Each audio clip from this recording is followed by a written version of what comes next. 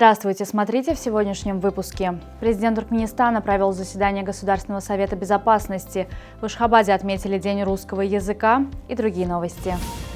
Президент Туркменистана, верховный главнокомандующий вооруженными силами страны, генерал армии Сердар Бердымухамедов 6 июня провел очередное заседание Государственного совета безопасности, на котором были рассмотрены итоги работы военных и правоохранительных органов за январь-май текущего года. Распоряжением президента Туркменистана объявлен выговор министру внутренних дел Хыдырову Мухаммеду Аламурадовичу за ненадлежащее исполнение должностных обязанностей, допущенные в работе недостатки. Распоряжением верховного главнокомандующего вооруженными силами Туркменистана Сердара Бердымухамедова строгий выговор также объявлен начальнику Государственной пограничной службы, командующему пограничными войсками Нуриеву Язгельды Бяшимовичу. В рамках рабочего визита в Дашогузский вилаят президент Туркменистана Сердар Бердымухамедов вручил ключи от 200 новых пассажирских автобусов автопредприятию региона. Техническая база производственного объединения Дашогуз-Автоулак пополнилась новыми и современными пассажирскими автобусами среднего и малого класса, которые предназначены для качественного обслуживания жителей вилаята.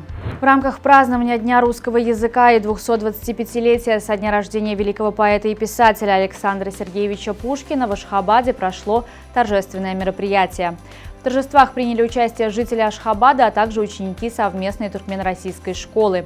В честь праздника ребята прочитали стихи Пушкина на разных языках мира.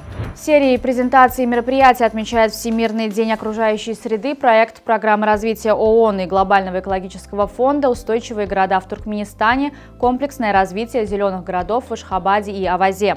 Специалисты проекта выступили с презентациями на нескольких мероприятиях, которые проводятся с 4 по 12 июня.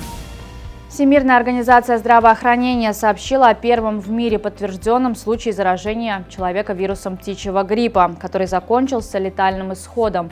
59-летний житель штата Мехико в Мексике был госпитализирован, и 23 мая у него был диагностирован вирус. Случай заражения человека птичьим гриппом является редким, но потенциально серьезным. Вирусы птичьего гриппа обычно не передаются от человека к человеку, но люди могут заразиться при прямом контакте с инфицированной птицей или ее мясом. Глобальное потепление на Земле, вызванное деятельностью человека, ускорилось. Об этом говорится в исследовании межправительственной группы экспертов по изменению климата, опубликованном в журнале Earth System Science Data.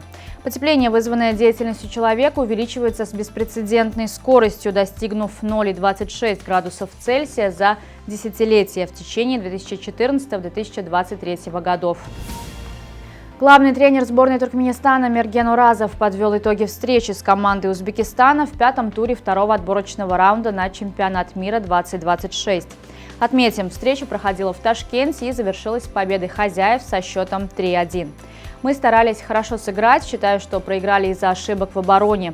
Я уже говорил, что Узбекистан ошибок не прощает. Мы продолжим работать и постараемся уменьшить количество ошибок. На сегодня это все. Желаю вам хорошего завершения дня. Увидимся завтра. И не забывайте, что Туркменпортал – ваш самый надежный источник новостей.